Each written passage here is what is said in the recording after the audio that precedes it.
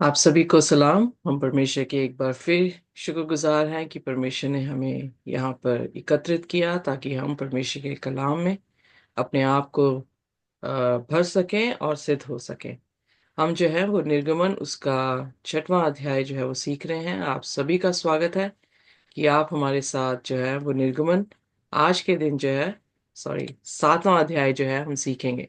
Well, 6वें अध्याय में हमने देखा कि किस तरह से इजरायली कौम जो थी और इवन मूसा जो था वो निराश था। परमेश्वर जो है वो 7 बार उनसे कह चुका था कि I will I will I will, कि मैं तुम्हारे साथ जो हूँ वो तुम्हें बचाऊंगा, तुम्हें छुड़ाऊंगा और फिरौन के हाथों से तुम्हें बचाकर जो कनान देश में लेकर जाऊंगा। उसकी कवेनेंट थी, उसके क्लोज रिलेशनशिप को दिखा रहा था। वो अपने प्यार में बिल्कुल कंसिस्टेंट था। बेशक उसकी कलीसिया, उसका नेशन जो है, जो वो काफी डगमगा रहा था, वो समझ नहीं पा रहा था, पर खुदा की कंसिस्टेंसी प्रेम में भी, सब्र में भी हम देख रहे हैं कि वो गुस्से में बिल्कुल धीमा था। और बेशक वो बार बार अपनी नादानियां कर रहे हैं, बार बार जो है वो एक्सक्यूजेस मूसा भी जो है वो दे रहा है, पर परमेश्वर उनकी स्थिति को समझ सकता है। इसीलिए इब्रानियों में पौलुस कहता है कि वो हमारी दुर्बलताओं को सो वो हमारी दुर्बलताओं को जानता है और इसलिए हम पर दया करता है, क्योंकि हम वो जानता है कि हम क्या है, इंसान हैं, हम पापी हैं और हमारे से जो है वो खताएं होती हैं। इसलिए खुदा जो वर्ड परफेक्ट है, उसका अर्थ ये नहीं है कि कोई भी फ्लॉ ना पाया जाए हम में। उसमें उसका अर्थ ये होता है कि हम खुदा के बीच में अपनी पूरी जो है इच्छा और डिटर्मिनेशन जब रखते हैं और उसके कहने पे हम जब काम कर रहे हैं, तो फ्लॉस भी जो है वो हमारे क्या कर देता है, माफ कर देता है। इसीलिए हर कोई पापी जो खुदावन यीशु मसीह के पास आता है, अपने पापों का अंगीकार करता है, तो उसके पाप क्या होते हैं, परमेश्वर माफ कर देता है। ऐसा नहीं कि वो उस टाइम धुल गया होता है, पर उसके पाप क्या मतलब फ्लॉलेस हो जाता है, पर उसके पाप क्या हो जाते हैं, साफ हो जाते हैं। और परमेश्वर उसे क्या कर देता है, पवित्र करता है। इसलिए खुदा जानता है कि इजरायली कौम इंसान है और इनमें इनमें जो है वो काफी नो वीकनेसेस हैं, उनका विश्वास जो है वो कम है। पर परमेश्वर फिर भी अपने प्यार को उनके सामने जो है वो दिखाता चला जा रहा है। फिर हमने जेनेalogy देखी कि किस तरह से परमेश्वर ऑल नोइंग है। उसकी जेनेalogy बता दी खुदा ने कि कहाँ से इसराइल का लेवी और लेवी के घराने से कौन कौन जो है वो पैदा हुआ। तो मूसा जो है तब भी ये कह रहा है कि परमेश्वर, अगर वो मेरे तेरे लोग या मतलब मेरे भाई जो है मेरी बात नहीं सुन रहे, तो फिरौन मेरी कैसे सुनेगा। तो अपने आप को जो है, since I am a poor speaker, मैं अच्छा प्रचारक या अच्छा बोलने वाला जो हूँ वो नहीं हूँ, तो मेरी फिरौन जो है वो कैसे सुनेगा। तो आइए देखते हैं 7वें अध्याय में फिर खुदा ने जो है वो मूसा से क्या कहा। पर इससे पहले कि 7वें अध्याय में आइए अपने सिरों को झुकाएंगे और हम प्रार्थना में जाएंगे। हमारे स्वर्गीय खुदावन, हम आपके शुक्रगुजार हैं प्रभु कि आपने हमें वो जिंदगी के सांस दिए हैं। हम जिंदों की जमीन पर बैठे हैं खुदावन। हमें ऐसी कोई कुवत लियाकत नहीं है, पर हम शुक्र करते हैं प्रभु कि आपने हम पर दया की है और ये समय दिया है ताकि हम आपके कलाम को सुन सके, पढ़ सके खुदावन, और अध्ययन कर सके। ये कलाम हमारे लिए खुदावन वो श्वास है जिससे हम जीवित रहते हैं। इसलिए हम धन्यवाद करते हैं प्रभु, आपके इस प्यार के लिए, आपके इस ज्ञान के लिए जो आपने हमें दिया है खुदावन। ये कोई और नहीं बल्कि खुदावन आपका ही ये अनुग्रह है कि हम कलाम को समझ रहे हैं, जान रहे हैं। हमारे गुनाह गलतियों को माफ कर दे। आज कोई भी ऐसी दीवार आपके और हमारे बीच में ना आए खुदावन। हमारी गंदगी को भी साफ कर दें, शारीरिक, आत्मिक, मानसिक, जिस भी तरह की गंदगी हमारे में पाई जाती है प्रभु, अपने पवित्र लहू से धोकर साफ करें और हमें अपने पाखरू से मसा करें। आज आप बोलें और हम सुने खुदावन, और आप बढ़ें और हम घटते जाएं। इस प्रार्थना को यीशु के नाम से मांगते हैं, आमीन। आमीन। आमीन। सो यहाँ पर हम देखते हैं, आइए देखिए, निर्गमन उसका 7 और उसका पहला वचन। जी। तब यहोवा ने मूसा से कहा, सुन, मैं तुझे फिरौन के लिए परमेश्वर सा ठहराता हूँ, और तेरा भाई हारून तेरा नबी ठहरेगा। जो जो आज्ञा मैं तुझे दूं वही तू करना, और हारून उसे फिरौन से कहेगा, ओके, सो जिससे। यहाँ पर इसका मतलब कि जब वो कह रहा है कि I am not a good speaker, कि मेरी जुबान में जो है वो भाषा नहीं है, तो यहाँ पे खुदा ने उसे टंग की भाषा नहीं दी। वहां पे उसने हारून उसको दे दिया, एक सहायक दे दिया जो उसके लिए जो है वो बोलेगा। पर यहाँ पे खूबसूरत बात मुझे देखने को ये मिली कि खुदा ने उसे खुदा की जगह पर रख दिया। फिरौन के लिए वो क्या है, खुदा जैसा है, क्योंकि फिरौन कह रहा है कि मैं खुदा को जानता नहीं हूँ, वो कौन है। तो खुदा ने अपना रिप्रेजेंटेटिव, एम्बेसडर जो है, वो एक इंसान को बनाकर जो है उसके सामने रख दिया। अगर खुदा खुद आ जाते तो क्या वो जीवित रहता, खुदा को देख सकता? बाइबल में लिखा, कोई भी खुदा को देखकर जीवित नहीं रह सकता। तो खुदा क्या करता है, खुदा अपना एम्बेसडर या अपना हिंदी में पता नहीं क्या कहते हैं एम्बेसडर को, नमूंदा, राज, राजदूत। राजदूत, okay thank you very much. Urdu में मैं ढूंढ रही थी, ओके, राजदूत जो है वो भेज देता है। यीशु मसीह भी जो है वो क्या है, राजदूत बन के आए। कैसे? क्योंकि यीशु मसीह भी जो है इंसानों के रूप में आए और अपने आप को जो है उन्होंने इंसानों को रिप्रेजेंट किया। किसकी रिफ्लेक्शन दे रहे थे? पिता की। इसीलिए या यीशु मसीह ने यूहन्ना उसके 14 अध्याय में फिलिप्पुस से क्या कहा, जिसने मुझे देखा है उसने पिता को देखा। ताकि पिता को देखो। सो एग्जैक्टली मूसा को भी खुदा ने क्या किया है, अपनी रिफ्लेक्शन जो है वो दे रहा है। मूसा कमजोर है, राइट, और हम यीशु मसीह को तो देखते हैं कि यीशु मसीह बिल्कुल कमजोर नहीं थे। यीशु मसीह जो है आत्मिक तौर से बहुत स्ट्रांग थे। पर यहाँ पर मूसा जो है वो आत्मिक रीति से इतना स्ट्रांग नहीं है। पर फिर भी खुदा जो है उससे क्या कर रहा है, अपना राजदूत बनाकर जो है वो भेज रहा है। पहली चीज हमें ये सीखने की जरूरत है कि हमें इस बात पे परिश्रम करने की जरूरत नहीं है कि हम जो है वो फ्लॉलेस दिखने चाहिए। बट इस बात पे जरूर परिश्रम करने की जरूरत है कि हम परमेश्वर के साथ साथ चलें।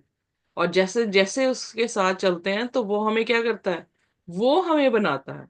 इट इज नॉट मोजेस, ये मूसा नहीं है जो अपने आप को परमेश्वर की जगह पे रख रहा है। कौन रखता है? परमेश्वर। Are you with me? या जी। तभी तो पौलुस जो है करंथियन की कलीसिया में, दूसरे करंथियन की कलीसिया में जब हम पढ़ रहे थे तो वहां पे कह रहा है कि इंसानों की शाबाशी या सराहना जो है वो नहीं चाहिए, पर किसकी सराहना चाहिए? खुदा की सराहना चाहिए। अगर खुदा हमें पवित्र ठहरा देता है, अगर खुदा हमें परमेश्वर के जैसा बना देता है, तो फिर कौन रोक सकता है उसको? No so one. इसलिए हमें हमारी नजरें किस पे होनी चाहिए? खुदावन यीशु मसीह पे। हमारी ओबीडियंस किसके प्रति होनी चाहिए?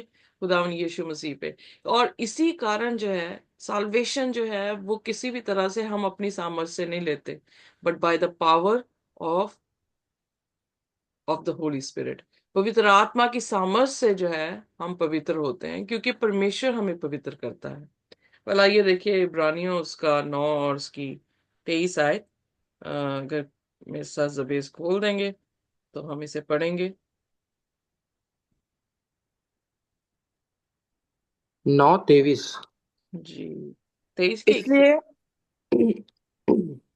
इसलिए आवश्यक है कि हम्म। स्वर्ग की वस्तुओं के प्रतिरूप इनके द्वारा शुद्ध किए जाए, पर स्वर्ग में की वस्तुएं आप इनसे उत्तम बलिदानों के द्वारा।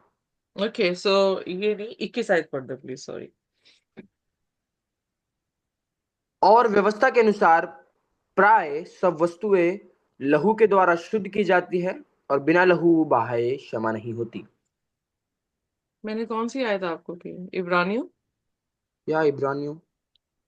कौन सा? ओके, 21। 23। 21 का मैंने इब्रानियों ओके, 13 की। 13th। आपने 9 का 23 बोला था। ओहो, yeah so sorry, I am so sorry. So इब्रानियों उसका 13 और उसकी 21 आयत।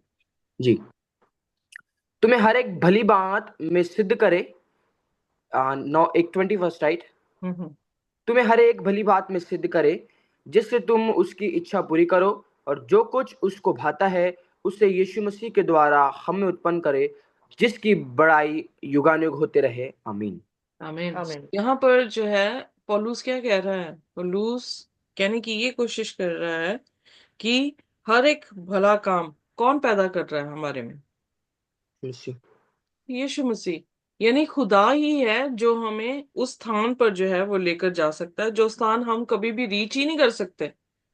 अगर हम अपने कामों से बचने की कोशिश करें, अपने कामों से अगर अपने आप को पवित्र करना शुरू करें, तो हम कर ही नहीं सकते। इसीलिए तो पौलुस पत्रियां लिख रहा था।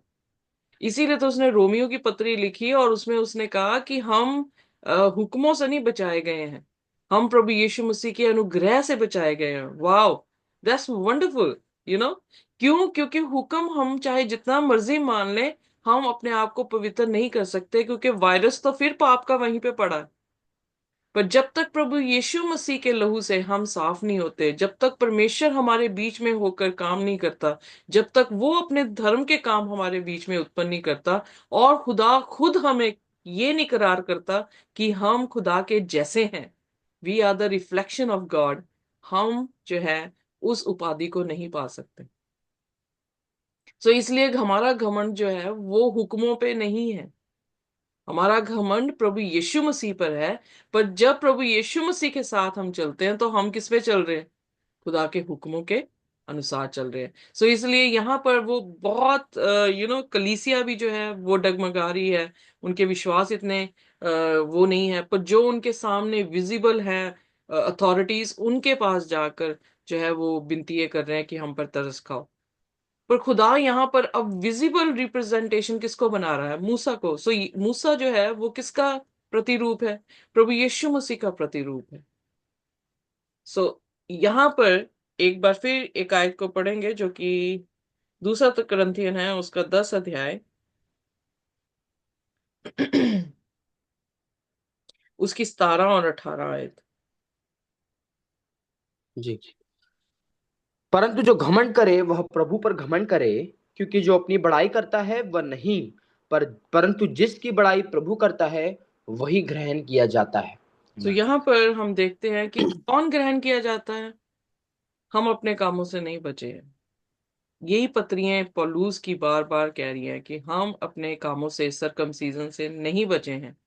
हमारा हमारा को बचाने वाला प्रभु यीशु मसीह है, उसने हमें जस्टिफाई किया है, उसने अपने लहू से हमें जस्टिफाई किया है। और क्या फिर वो कहता है कि क्या अब हुक्म मानना बंद कर दें हम? आइए देखिए रोमियो उसका 3 और उसकी 31 आयत। 28 और 31 आयत पढ़ देना प्लीज। जी। रोमियो उसका 3, उसकी 28 पहले, फिर उसके बाद 31 आयत। जी, इसलिए हम इस परिणाम पर पहुंचते हैं कि मनुष्य व्यवस्था के कामों के बिना विश्वास के द्वारा धर्मी ठहरता है। तो क्या हम व्यवस्था को विश्वास के द्वारा व्यर्थ ठहराते हैं? कदापि नहीं, वरन व्यवस्था को स्थिर करते हैं। सो यहाँ पर वो दोनों चीजों का जो है वो बैलेंस कर रहा है। दोनों चीजों को अगर कोई इंसान सिर्फ विश्वास को लेकर चल रहा है, तो वो एक ऐसी एक्सट्रीम जगह पे खड़ा है जहां पे खाई है और वो गिर जाएगा। अगर वो ये सोच के चल रहा है कि सिर्फ हुक्म ही हुक्म है, तो तब भी वो गलत है। पर यहाँ पे पौलुस क्या कह रहा है? हुक्म भी है और विश्वास भी है, उसका अनुग्रह भी है और उसका हुक्म मानना भी है। अगर बाई चांस मूसा चाहे कितनी भी स्ट्रगल कर रहा था अपनी वीकनेसेस के साथ, पर अगर वो फॉलो ना करता, अगर वो खुदा के कमांड के अनुसार ना चलता, तो क्या खुदा उसे परमेश्वर के समान खड़ा कर सकता था फिरौन के पास? नहीं। नहीं। बहुत मुश्किल हो जाता। अगर यीशु मसीह खुदा की आज्ञाओं पे ना चलता तो क्या वो मर के तीसरे दिन जी उठ सकता था? क्या वो बाप के दाहिने हाथ जाके बैठ सकता था? क्या वो परमेश्वर का प्रतिरूप अपने आप को दिखा सकता था? नहीं। सो हम खुदा को फॉलो करते हैं और खुदा हमें क्या कर रहा है? अपने जैसा बना रहा है। Am I clear? यस। या हम खुदा के विश्वास में हैं, खुदा को फॉलो कर रहे हैं और खुदा हमें जो है अपनी रिफ्लेक्शन दे रहा है, दुनिया के सामने भी और तख्त के सामने भी। और इसीलिए पहला यूहन्ना उसकी पहली 3 आयतें जब हम पढ़ते हैं, मेरी फेवरेट है। और उसमें जो है वो साफ साफ यूहन्ना अपनी पत्री में बयान करता है कि जब हम उसे देखेंगे तो हम किसके जैसे होंगे। आइए पढ़ते मेरे साथ प्लीज। जी। देखो, पिता ने हमसे कैसा प्रेम किया कि हम परमेश्वर की संतान के और हम है भी। इस कारण संसार हमें नहीं जानता, क्योंकि उसने उसे भी नहीं जाना। हे प्रियो, अब हम परमेश्वर की संतान हैं और अब तक यह प्रकट नहीं हुआ कि हम क्या कुछ होंगे। इतना जानते हैं कि जब वह प्रकट होगा तो हम भी उसके समान होंगे, क्योंकि उसको वैसा ही देखेंगे जैसा वह है। और जो कोई उस पर यह आशा रखता है वह अपने आप को वैसा ही पवित्र करता है जैसा वो पवित्र है। आमेन। सो यहाँ पर मूसा भी नहीं जानता था कि वो कैसे दिखेगा। यू नो आने वाले टाइम में सिनाई पर्वत में 40 दिन जब वो प्रार्थना करेगा, उसे भी नहीं पता था कि वो उस दिन, हालांकि बर्निंग बुश भी वहीं पर उसने देखी थी पर उसका मुंह नहीं चमका था। पर आने वाले टाइम में उसे नहीं पता कि वो क्या दिखेगा। बट क्या कह रहा है कि जो भी हम पहली चीज तो क्या बन गए हैं? उसके बेटे बन गए हैं। और फिर जब वो दिखेगा तो हम कैसे दिखेंगे, ये उसने शब्द बोले।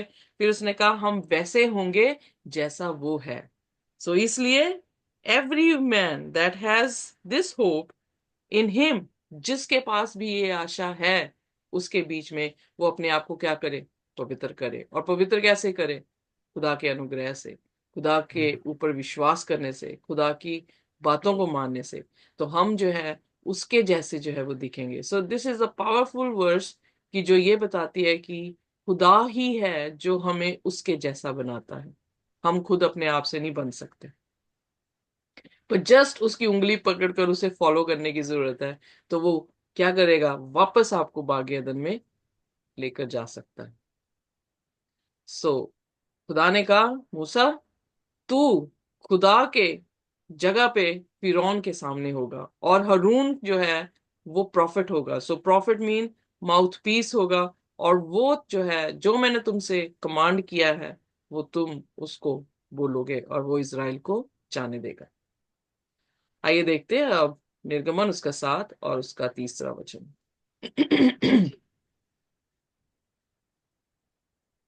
परंतु मैं के मन को कठोर कर दूंगा और अपने बहुत से चिन्ह और चमत्कार मिस्र देश में दिखलाऊंगा। तो भी फिरौन तुम्हारी ना सुनेगा, और मैं मिस्र देश पर अपना हाथ बढ़ाकर मिस्रियों को भारी दंड देकर अपनी सेना अर्थात अपनी इजरायली प्रजा को मिस्र से निकाल लूंगा।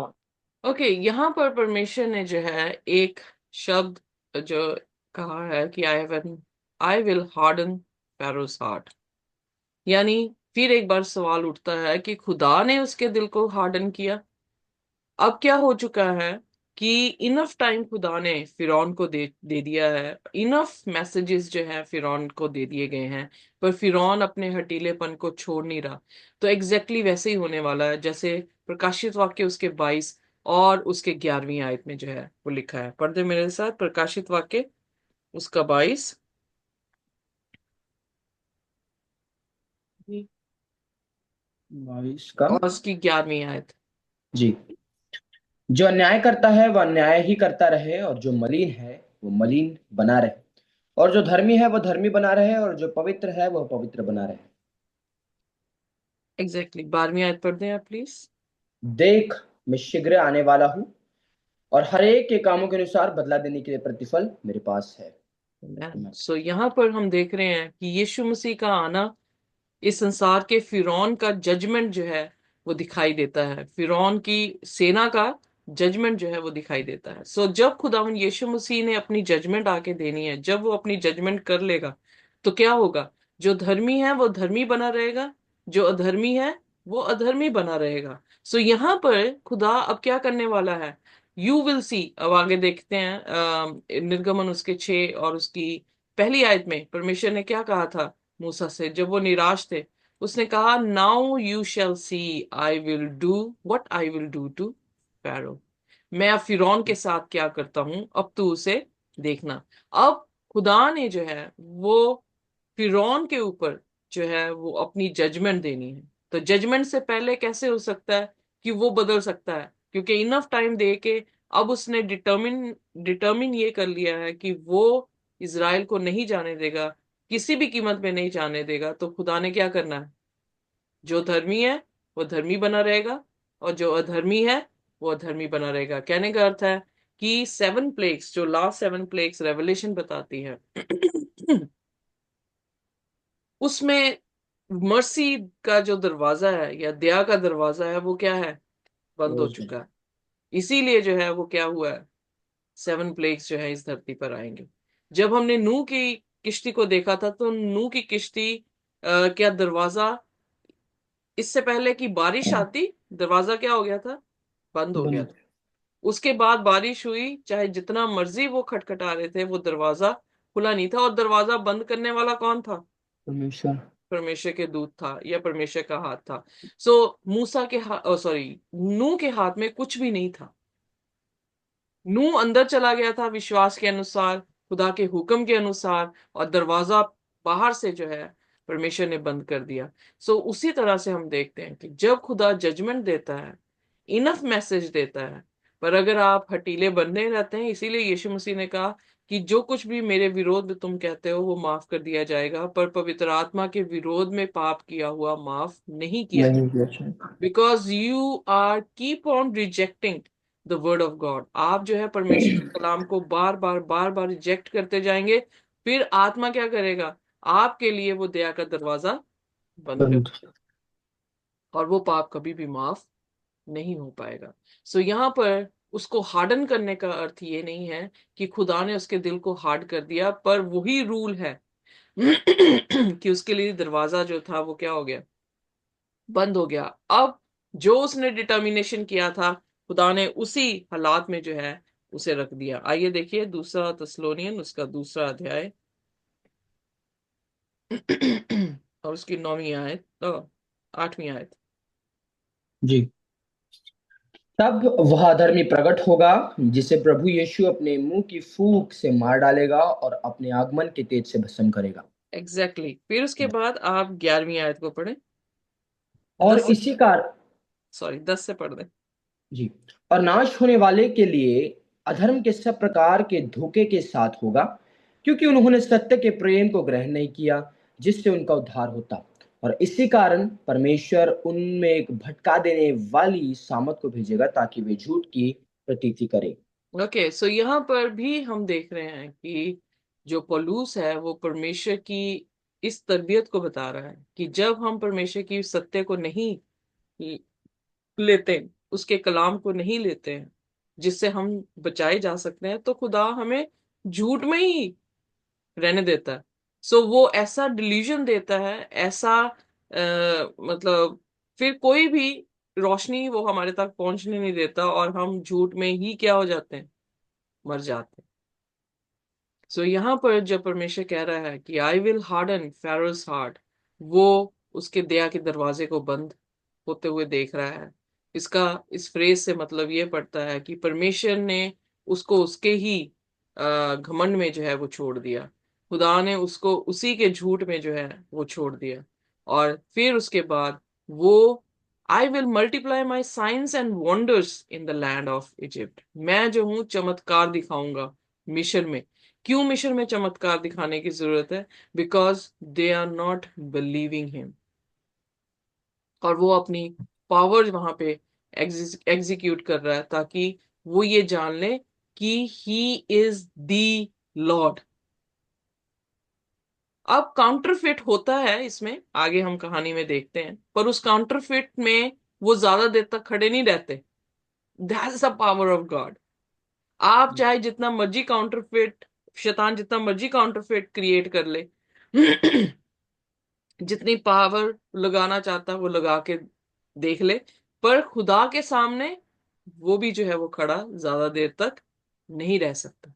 सो इसलिए यहां पर हम देखते हैं कि खुदा ने फिर मूसा से कहा, और फिर चौथे वचन में वो कह रहा है, बता भी रहा है मूसा से कि फिरौन जो है, when Pharaoh doesn't listen to you, तो मैं क्या करूंगा, मैं मिस्र पर अपना हाथ रखूंगा। हिंदी में पढ़ना तो ज्यादा अच्छा है, चौथा वचन। जी सिस्टर जी। तो भी फिरौन तुम्हारी ना सुनेगा, और मैं मिस्र देश पर अपना हाथ बढ़ाकर मिस्रियों को भारी दंड देकर अपनी सेना अर्थात अपनी इजरायली प्रजा को मिस्र देश से निकाल लूंगा। ओके, सो यही यही सिनेरियो जो है वो अंतिम दिनों में है। मैं जैसे जैसे पढ़ती जा रही हूँ वैसे वैसे प्रकाशित वाक्य जो है वो मेरे सामने सामने जो है वो आता जा रहा है। खुदा क्या करने वाला है, खुदा अब खड़े होने वाला है, जैसे दानियल 12 उसकी 1 में लिखा है, मिखाइल अपने लोगों के लिए खड़ा होगा। फिर उसके बाद प्रकाशित वाक्य हम 16 अध्याय में देखते हैं कि अंतिम अंतिम आयतों में जहां पर परमेश्वर ने कहा इट इज डन, सब खत्म हुआ। अब वो क्या करेगा, अब वो आकर जो है दुष्टों को जो है वो क्या कर देगा, खत्म करेगा। इसलिए अगर हम प्रकाशित वाक्य 16 उसकी 19 आयत को देखते हैं तो वहां पर वो ग्रेट सिटी जहां से ये सारा डिसेप्शन निकल रहा है, जस्ट लाइक फिरौन की वो सीट से, पर बाइबल उसे बाबुल कह रही है। वो बाबुल भी वही फितरत का नेशन है जैसे मिस्र का नेशन है, पर खुदा बाबुल को क्या कर रहा है, 3 हिस्सों में जो है वो फाड़ दे रहा है, और फिर आइलैंड जो है वो अपनी जगह छोड़ देंगे। जब उसने 7 प्लेग्स दे दिए, उसके बाद जो 7वां है वो प्लेग जो आ रहा है, उसमें खुदा ने अपने टेम्पल से आवाज की कि इट इज डन, और फिर थंडर हुए, वॉइसेस हुए, लाइटनिंग हुई, ये मैं 17 वचन से आपको बता रही हूँ। और वहां पे अर्थक्वेक जो है वो बहुत ही भारी हुआ, और जो सिटी थी जहां से लाए पैदा हो रहा है, जहां से डिसेप्शन पैदा हो रहा है, उसके 3 हिस्से जो है वो कर दिए गए, और उसका स्मरण बिल्कुल खत्म खुदा ने कर दिया। उस आइलैंड जो है वो अपनी जगह छोड़ गया, माउंटेन्स का पता ही नहीं लगा कि वो कहाँ चले गए।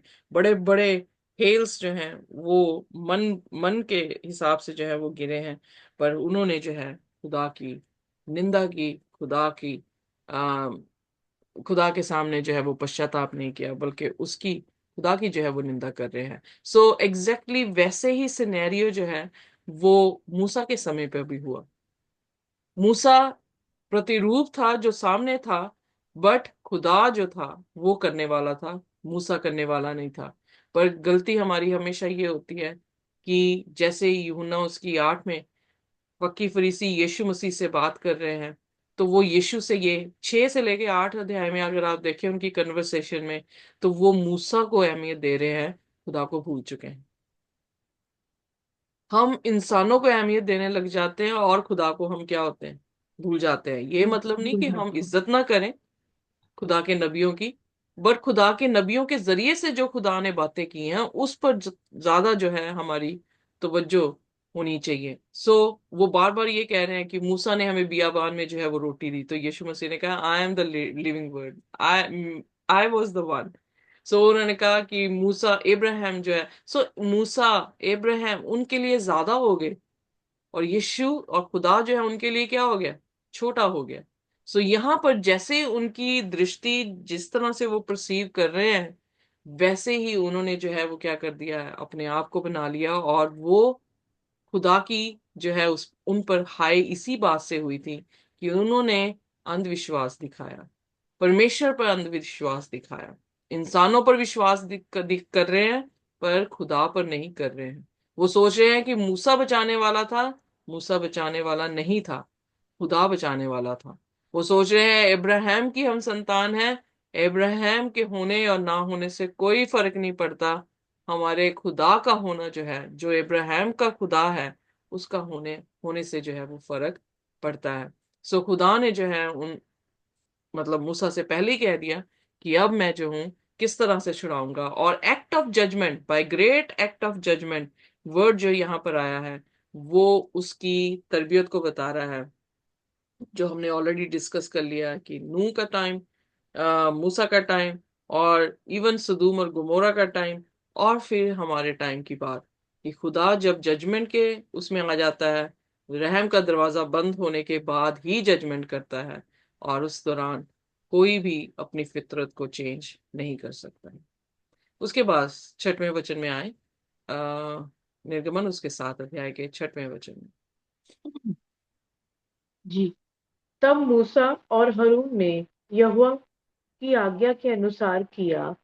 जब मूसा और हरून सॉरी जब मूसा और हरून फिरौन से बात करने लगे, तब मूसा 80 वर्ष का और हरून 83 वर्ष का था। सो हरून जो था वो 3 साल मूसा से बड़ा था, और इस दौरान में 80 साल जो है मूसा के बीत चुके हैं। 40 साल जब वो फिरौन के घर में था, और 40 साल मीडियन में था। सो अब जब वो फिरौन के पास पहुंचता है, पहुंचने को जो है उसे कहा गया है, और एक चीज बहुत अच्छी है कि उन्होंने वैसा ही किया जैसा खुदा ने हुक्म दिया था। हमारी आमीन। हमारी पावर ही ये है कि हम खुदा पर विश्वास करें, और जैसा वो हमसे कहता है वैसे हम चलते जाएं, तो हम जिंदगी को पाएंगे। और जैसे जैसे कलाम को पढ़ रहे हैं, हमें और गहराई से समझ आ रही है चीजें कि किस तरह से खुदा जो है वो, ये ओबीडियंस का मतलब ये नहीं है कि डूज एंड डोंट्स दे रहा है। ओबीडियंस का मतलब ये नहीं है कि ये बर्डन है। इसीलिए यूहन्ना अपनी पत्री में कह रहा है कि खुदा के हुक्म बर्डन नहीं है। और जब डिट्रोनमी में मूसा कह रहा है कि अगर खुदा के हुक्म तुम मानोगे तो तुम जिंदगी को पाओगे। सो ये सारी चीजें अब समझ आती हैं कि खुदा के हुक्म जो है, जैसा हम देखते हैं, जैसा दुनिया उसे देख रही है, वो नहीं है। खुदा का हुक्म मतलब हम सरेंडरिंग, अपने आप को सरेंडर कर रहे हैं खुदा के, और विश्वास कर रहे हैं कि वो हमें सही गाइडेंस दे सकता है। इससे बड़ा कोई नहीं है जो हमें कोई भी एडवाइस या गाइडेंस दे सके। सो हम जब फॉलो कर रहे हैं तो हमने किस उसको क्या बना दिया अपना, परमेश्वर बना दिया। इसीलिए यीशु मसीह ने कहा तुम दो स्वामियों की सेवा नहीं कर सकते। सो फिर पौलुस 6:16 में कहता है कि जिसकी तुम सुनते हो तुम उसके क्या बन जाते हो, दास बन जाते हो। सो इसलिए, और खूबसूरत बात यह है कि ओबीडियंस से राइचियसनेस आ रही है। रोमियो 6 और उसकी 16 में इस तरह से लिखा कि ओबीडियंस किसको पैदा कर रहा है, राइचियसनेस को। सो इसीलिए जब हम ओबे करते हैं तो खुदा हमें परमेश्वर के प्रतिरूप में जो है वो खड़ा करता है। हम में कोई भी ताकत नहीं है कि हम अपने आप को पवित्र कर सकें। ओके, 8वां वचन पढ़ते हैं। जी। हारून की लाठी। फिर यहोवा ने मूसा और हारून से इस प्रकार कहा, जब फिरौन तुमसे कहे अपने प्राण का कोई चमत्कार दिखाओ, तब तू हारून से कहना, अपनी लाठी लेकर फिरौन के सामने डाल दे कि वह अजगर बन जाए। ओके, तब यहाँ पर फिर हम देख रहे हैं चेन ऑफ कमांड। खुदा की एक और फितरत का एविडेंस जो है हमें मिला कि खुदा चेन ऑफ कमांड के साथ जो है वो चल रहे हैं। खुदा से मूसा, और मूसा के बाद हरून, और हरून के बाद जो है वो दुनिया के सामने जो है वो काम देख रहे हैं। सो खुदा ने जैसा हुक्म दिया वैसा ही मूसा ने हुक्म दिया, और वैसे ही हरून जो है उस चीज को क्या करेगा, इम्प्लीमेंट जो है वो करेगा।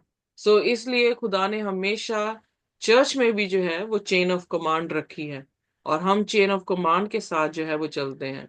जो हमारे अगुए हैं उनको खुदा चलाता है, फिर हमारे तक पहुंचता है, और हम जो है आगे चलते हैं। इसीलिए सेवन डे एडवेंटिस्ट चर्च जो ऑर्गेनाइजेशन है और उसकी एडमिनिस्ट्रेशन है, वो वर्ल्ड में 5वें नंबर में, आई थिंक 5वें नंबर में आती है, क्योंकि वो बेस्ट ऑर्गेनाइजेशन जो है वो कहलाई जाती है। The way they carry the church, जिस तरह से वो चर्च को जो है वो चलाया जाता है। और खास करके सिस्टर एलन जी वाइट ने जो है वो, क्योंकि वन ऑफ द फाउंडर्स रहे हैं, तो उन्होंने जो है चर्च को कैसे इस्टेब्लिश किया, चर्च के सिस्टम को कैसे उन्होंने जो है खुदा के हुक्म के अनुसार जो है वो इस्टेब्लिश किया। इसलिए आज दुनिया में जो है इनकी एडमिनिस्ट्रेशन जो है वो काफी अहमियत उन्हें दी गई है। और शायद इसीलिए जो है कुछ ही सालों में अगर हम देखें तो लगभग 150 साल से ज्यादा हो गए हैं, 180 शायद साल हो गए होंगे। तो इतने सालों में जो है वो एडमिनिस्ट्रेशन ने क्या किया है, पूरी दुनिया में हर देश में जो है एडवेंटिस्ट चर्च को जो है वो खड़ा कर दिया है। और ये किसी भी इंसान की पावर के साथ नहीं हो सकता, ये खुदा की पावर ही है जो काम करती है। सो यहाँ पर भी चेन ऑफ कमांड देख रहे हैं, और चेन ऑफ कमांड के अनुसार खुदा प्रकाशित वाक्य में भी काम कर रहा है, दानियल में भी काम कर रहा है, और यहाँ पर भी वैसे ही काम किया है। सो ये यकीनन है कि खुदा जो है अपनी एडमिनिस्ट्रेशन जो है वो इसी तरह से चलाते हैं। सो उसने कहा कि जो मैंने तुमसे कहा है तो परफॉर्म करना फिरौन के सामने, और हारून से कहना कि उस लाठी को जो है वो फिरौन के सामने थ्रो कर दे, और फिर वो क्या बन जाएगी, स्नेक बन जाएगी। वही लाठी, एक ही चीज थी मूसा के पास जब उसकी मुलाकात प्रभु यीशु मसीह के साथ हुई है, और उसके पास सिर्फ एक ही लाठी थी। उसी लाठी से जो है वो हर एक काम करने वाला है। हमारे हाथ में क्या है? अगर हमारे पास सिर्फ 5 रोटियां हैं, 2 मछलियां हैं, यीशु मसीह ने उसी जो उस हमारे पास था, जो उस कलीसिया के पास था, जो उस बच्चे के पास था टिफिन, उसी टिफिन से जो है खुदा ने यीशु मसीह ने क्या कर दिया, सारी जमात को जो है वो रोटी खिला दी। आज हम भी जब परमेश्वर के साथ एनकाउंटर होते हैं, हमारे पास क्या है? सिर्फ एक जुबान है। मैं कल भी अपने हस्बैंड से कह रही थी कि मेरी टांगे तो नहीं चल रही इतनी अच्छी, पर मेरे पास सिर्फ जुबान रह गई है और हाथ रह गए हैं। सो मैं इसी से खुदा की जो है वो सेवा करूंगी। सो जो कुछ भी हमारे पास रह गया है, हम जब उसके चरणों में लेकर आते हैं, तो वही एक चीज जो है वो क्या करती है, बहुत सारे लोगों को आशीष दे सकती है। सो इसलिए कभी भी अपने आप को रिस्ट्रिक्ट ना करें। जो भी आपके पास है, आपके पास पैसा है, आपके पास टैलेंट है, आपके पास बोलने की ताकत है, आपके पास लिखने की ताकत है, आपके पास कुछ भी क्यों ना हो, आपके पास गाने की ताकत है, just give it in to the hands of the Lord and the Lord will multiply. So यहाँ पर भी वो स्टैफ ही थी उसके हाथ में, और खुदा जो है पहला मुआवजा जो फिरौन के सामने करने वाला था, वो उसी जो है वो लाठी से करने वाला था। सो फिर 10वें वचन में क्या लिखा है, आइए पढ़ दें। जी। तब मूसा और हारून ने फिरौन के पास जाकर यहोवा की आज्ञा के अनुसार, और जब हारून ने अपनी लाठी फिरौन और उसके कर्मचारियों के सामने डाल दी, तब वह अजगर बन गई। ओके, तब सो आगे क्या हुआ? फिरौन ने जी तब फिरौन ने पंडितों और टोना करने वालों को बुलवाया, और मिस्र के जादूगरों ने आकर अपने अपने तंत्र मंत्र से वैसे ही किया। उन्होंने भी अपनी अपनी लाठी को डाल दिया, और वह भी अजगर बन गई। पर हारून की लाठी उनकी लाठियों को निगल गई। आमेन, परंतु आमेन, हालेलुया। आमेन। परंतु फिरौन का मन और हठीला हो गया, और यहोवा के वचन के अनुसार उसने मूसा और हारून की बातों को नहीं माना। आमेन, आमेन। सो यहाँ पर जो है हारून की लाठी जो है वो गिराई गई, पर उसी के जैसे कॉन्ट्रैक्ट करने वाला या कॉन्टरफिट करने वाला शैतान के पास भी क्या था, मैजिशियंस थे, ऐसे लोग थे जिसके जरिए से शैतान भी जो है वो काम कर रहा था। और उन्होंने अपनी सीक्रेट आर्ट के साथ क्या किया, ये आर्ट था एक्चुअली, ये सचमुच में उन्होंने नहीं बनाया था, क्योंकि ये एक तरह का धोखा था आंखों का, कि वो देख रहे थे कि उनकी लाठियां भी क्या बन गई हैं, सांप बन गई हैं। सांप बन गई है। क्यों? क्योंकि दूसरे करंथियन उसकी 4:4 में क्या लिखा है कि ईश्वर, इस संसार का ईश्वर हमारी आंखों को क्या कर देता है, जी। अंधा अंधा कर कर दे। देता है। सो डिसेप्शन उसकी कैसी है कि जो है वो हमें दिखता नहीं है, जो नहीं है वो हमें दिखा देता है। यही एक मैजिशियन, कभी भी आपने देखा हो मैजिशियन को, तो वो लोगों के दो मतलब हिस्से करके फिर जोड़ देता है। क्या ऐसा होता है? पर जब हम देख रहे होते हैं तो हम हैरान होते हैं कि इसने किया कैसे, राइट? जी सो अगर एक इंसान के पास इतनी कुवत है, दिमाग है कि वो किस तरह से उसको दिखा रहा है, डिस्प्ले कर रहा है, तो शैतान कितनी बुरी तरह से डिसीव कर सकता है। सो नेवर अंडर एस्टिमेट कि शैतान हमें डिसीव नहीं कर पाएगा। हमेशा खुदा के अधीन रहना बहुत ही जरूरी है, क्योंकि शैतान इतना चालाक है कि वो हमें क्या कर देगा, इजिली डिसीव कर देगा। मत्ती उसके 24 उसकी 24 में क्या लिखा है, आइए देखिए पढ़ते हैं।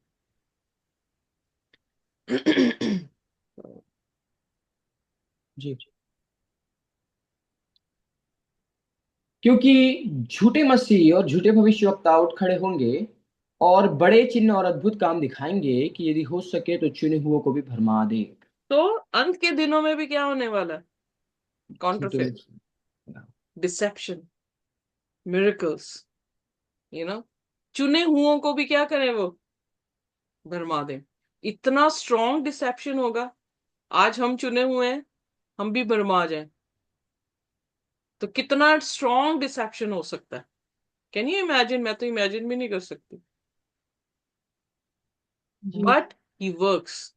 पता भी नहीं लगता हमें कि एक पतली सी झिलम से हम किस तरह से पार कर गए, किस तरह से हम उसके डिसेप्शन में जो है वो आ गए। एक छोटी छोटी, बड़ी बड़ी चीजों पे ध्यान नहीं देने की जरूरत, छोटी छोटी चीजों पे ध्यान देने की जरूरत। अगर छोटी छोटी चीजों में हम वॉचफुल होंगे तो हम क्या होंगे, बच सकते हैं। फॉर एग्जाम्पल, अगर आपने मेरी बढ़ाई ज्यादा कर दी और मैंने उस बढ़ाई को अपने पर ले लिया, खुदा को छोड़ दिया, तो मैं क्या हो गई, डिसीव हो गई। जी अगर मैंने अपनी खूबसूरती पर अपना ध्यान ज्यादा दे दिया, तो मैं क्या होगी, डिसीव होगी। सो हम जो है वो बड़ी बड़ी चीजें सोचते हैं कि डिसेप्शन शायद बड़ा होगा। नहीं नहीं नहीं नहीं, छोटे छोटे डिसेप्शन है, छोटी छोटी चीजों में वो हमें बहा के जो है वो ले जाता है। अगर मुझे पैसा देना शुरू कर दिया और मैं पैसे के साथ सब कुछ चीजें खरीदने लगी हूं, तो मैं क्या होंगी, आहिस्ते आहिस्ते क्या हो जाऊंगी, ड्रिफ्ट अवे हो जाऊंगी। सो इसलिए एवरी डे खुदा के वचनों में अपने आप को रिफ्रेश करने की जरूरत है। हमारे हमारे वायरस ना आए, इसलिए एंटीडॉट डालने की जो है वो जरूरत है, ताकि हम उसके डिसेप्शन में जो है वो बह के चले ना जाए। हम सोचते हैं कई बार हम उन उन बंदगियों में नहीं जाते जहां पर ये सारे चमत्कार जो है वो दिखाई देते हैं या दिखाए जाते हैं, तो हम जो है वो सेफ हैं। No, we are not safe. हमारी कई बार अपनी जिद, ईगो जो है वो किस तरह से हमें बहा के ले जाती है कि हम शैतान के जैसे एक्ट अपने भाई, अपने परिवार में, अपने नेबर के साथ करने लग जाते हैं। जी जी दैट जी इज ऑल्सो डिसेप्शन। हम डिसीव हो गए हैं, हम ड्रिफ्ट अवे भरमाए जो हो है, जाते या हैं। हम भरमाए गए हैं, हम ड्रिफ्ट अवे हो गए।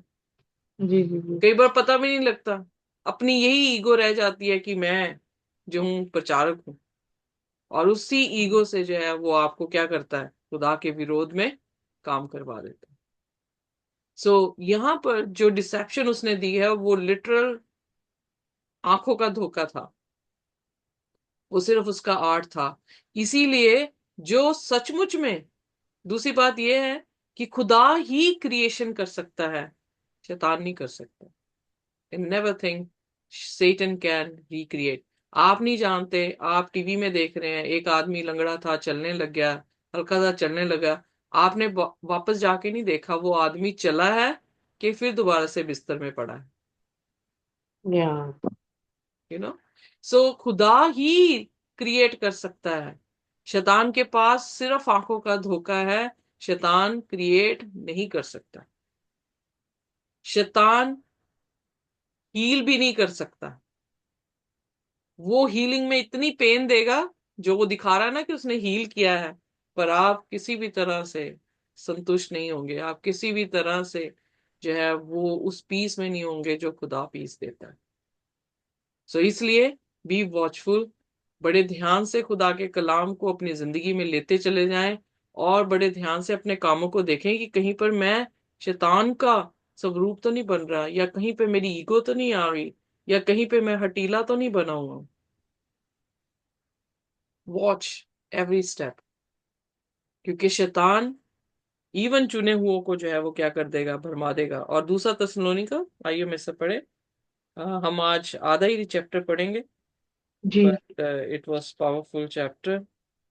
सो दूसरा तस्सलोनियन उसका दूसरा अध्याय और उसकी 9वीं आयत।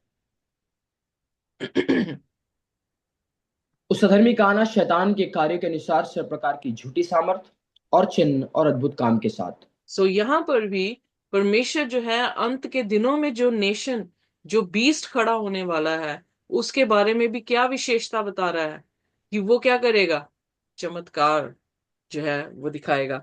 और वो शैतान के, वर्किंग ऑफ सेटन बोल रहा है यहाँ पे, खुदा की तरफ से नहीं चमत्कार। ये नहीं कि खुदा चमत्कार नहीं करता, खुदा भी चमत्कार करेगा, पर हमें कैसे डिस्टिंग्विश करना है कि खुदा का चमत्कार है या शैतान का चमत्कार है। खुदा का चमत्कार क्या हम देखते हैं कि खुदा लोगों को रिडीम करेगा, खुदा लोगों को परमेश्वर के मानिंद जो है वो बना रहा होगा। पर शैतान का चमत्कार उन्हें खुदा से दूर कर रहा होगा। Am I clear? Am I right? जी सो इसलिए अंतिम दिनों में भी उस बीस्ट के जरिए से लोगों को धोखा कैसे मिलेगा कि वो चमत्कार कर रहा है। और दुनिया जो है, क्योंकि खुदा के वचन को जानती नहीं है, दुनिया इतनी भरमाई जाएगी कि दुनिया परमेश्वर को छोड़कर उस इंसान को जो है वो अहमियत देना ज्यादा शुरू कर देगी। पर क्या वो इंसान ज्यादा देर तक टिक पाएगा कि नहीं? कितना कितना काउंटरएक्ट कर सकता है वो खुदा को? कितना उसके सामने जो है वो खड़ा रह सकता है? नहीं रह सकता।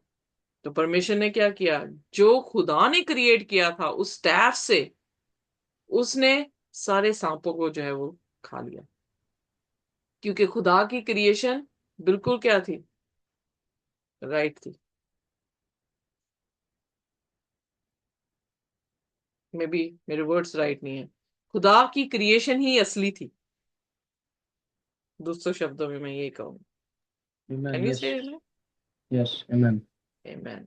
सो इसलिए खुदा जो है वो बहुत महान है, सर्वशक्तिमान हमारा परमेश्वर है, उसकी कुदरत महान है, और वही है जो हमें धर्मी बना सकता है। इसलिए आइए हम उसी के चरणों में अपना जीवन बिताएं, उसी के अधीन रहना पसंद करें। जो वो हमसे कहता है वो हम करें, जो उसने, जो हमारे पास है हम उसे दे दे। खुदा उसके जरिए से अपने मौजे, उसके जरिए से अपनी कौम को जो है वो रिहा कर सकता है। और बाइबल में ये खास चीज सीखने को मिलती है कि एक बार दरवाजा बंद हो गया, हमारे लिए चांस खत्म हो जाएगा कि हम बदल जाएं या हम परमेश्वर की कौम की तरफ जो है वो आ जाएं। खुदा ही क्रिएशन, सॉरी, खुदा ही क्रिएटर है और अपनी क्रिएशन को क्रिएट कर सकता है, शैतान नहीं कर सकता। थोड़ा आंखों का धोखा होगा, बट वो ज्यादा देर तक नहीं टिक सकेगा खुदा के सामने। और इसीलिए हमें सचेत रहना है ताकि किसी भी तरीके से हम भी, जो चुने हुए लोग हैं, वो भरमाए ना जाए। आमीन। आमीन। आइए अपने सिरों को झुकाएंगे और कोई भी जन जो है हमारे लिए प्रार्थना कर सकता है। आइए हम प्रार्थना करें। धन्यवाद सेनाओं के यहोवा खुदावंद बाप, करुणा में परमेश्वर, आपकी महिमा, आपके नाम को जलाल, आपकी स्तुति प्रशंसा करते हैं खुदावंद। आज वो दिन है जो यहोवा ने बनाया, हम इसमें मगना दे। तो प्रत्येक दिन परमेश्वर आपकी ओर से हमें एक नया मौका है कि खुदा हम आपके दूसरे आगमन के लिए तैयार पाए जाए खुदावंद, और आपके सत्य के वचन जिस तरह हम देखते हैं खुदा, उनकी कलीसिया यीशु की गवाही और भविष्यवाणी की आत्मा को लेकर चल रही है खुदा। परमेश्वर हम यही चीजों को अपने जीवन में अडैप्ट करके परमेश्वर आपके सत्यताई के अनुसार अपने जीवनों को बिताए। धन्यवाद खुदावंद बाप, आज के दिन को आपने में मुहैया कराया परमेश्वर। आज के दिन की शुरुआत परमेश्वर आज आपके आपके वचनों के द्वारा आपने खुदाबंद बाप की। जिस तरह बंसता 84 का 10 कहता है खुदा कि तेरे खुदाबंद बाप भवन में एक दिन बिताना बाहर के कई दिनों को बिताने से उत्तम है परमेश्वर खुदाबंद। आज जब हम अपने जीवनों को आपके निकट आकर, आपके समीप आकर बिताते परमेश्वर, जो हमने स्टार्ट आपके वचन के द्वारा किया है परमेश्वर, हो दे हम दिन रात खुदा इस पे मनन करते जाए, जिस तरह खुदावंद बाप आपका वचन भी कहता है परमेश्वर कि खुदावंद बाप जब हम इन वचनों के अनुसार चलेंगे, जिस तरह नीति वचन 3:1, नीति वचन 7:1 भी कहता है परमेश्वर, वचन कहता है कि हम अधिक कुशल से रहेंगे खुदावंद बाप परमेश्वर। खुदा हमें आज्ञाओं को माने परमेश्वर, और खुदावंद बाप इन शिक्षाओं के अनुसार चले, और ये खुदा हमारे जीवन में भलाई को लेकर आएगी खुदा। और ऑल टुगेदर परमेश्वर, जो आपने हमारे लिए एक अल्टीमेट खुदावंद बाप प्लान, सर्वशक्तिमान परमेश्वर आपने ईश्वर की बादशाहत हमारे लिए रखी है खुदावंद, उसके हम वारिस ठहरेंगे खुदावंद। आज इस वचन के द्वारा खुदावंद बाप हम सीखते हैं परमेश्वर कि खुदावंद बाप हम अपने हृदय को ऐसा कठोर ना करें जिस तरह फिरौन परमेश्वर आपकी खुदावंद बाप, जो जो आप परमेश्वर आपके लोगों के द्वारा सबसे पहले जिस तरह मूसा और हारून ने आपकी आज्ञाओं को खुदा माना, हम देखते हैं आपने उन्हें विजय पर विजय दिलाते आप चले गए खुदा। आज हम परमेश्वर अपने जीवनों में अपने हृदय को कठोर ना करें, पर आपकी आवाज को सुने और आपके वचन के अनुसार आपके अनुसार चले खुदा। और हम देखते हैं कि हम बल से बल पाते चले जाएंगे, मुकाबों की ना उड़ेंगे, हम दौड़ेंगे और थकित होंगे, चलेंगे और श्रमित ना होंगे परमेश्वर।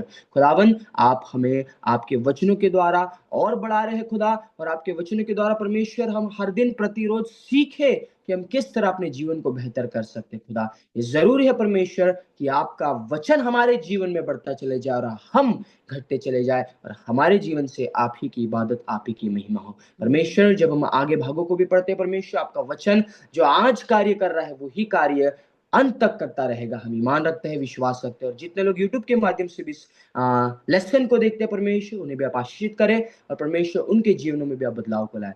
हमसे जो भी गलती गुनाह हुए परमेश्वर हमें माफ करें, और आज से हम अपने हृदय को कठोर ना करें कि हम आपकी आवाज को सुन ना पाए, परंतु परमेश्वर हम अपने हृदय को खोले कि जो परमेश्वर आप हमारे दिल के द्वार पर खटखटा रहे, आप भीतर प्रवेश करें, और हम आपके साथ भोजन करने पाए, और आप हमारे साथ परमेश्वर। खुदावन हम आपकी इबादत करते हैं, सिस्टर ऋतु को ब्लेस करें परमेश्वर, और खुदा जितने भी आने वाली स्टडीज है आपका आत्मा हमारे गवाही करे, आवश्यक है आप बढ़े और हम घटे, आपका अनुभाग पाया जाए। सारा जलाल आपको देते हुए इस दुआ को यीशु मसीह के नाम मांगता हूं, उसने सुबह कीजिए यीशु के नाम में, आमीन, आमीन। आमीन। खुदा की शांति और उसका अनुग्रह हमारे साथ जब तक कि वो दोबारा ना आ जाए इसी तरह से बना रहे।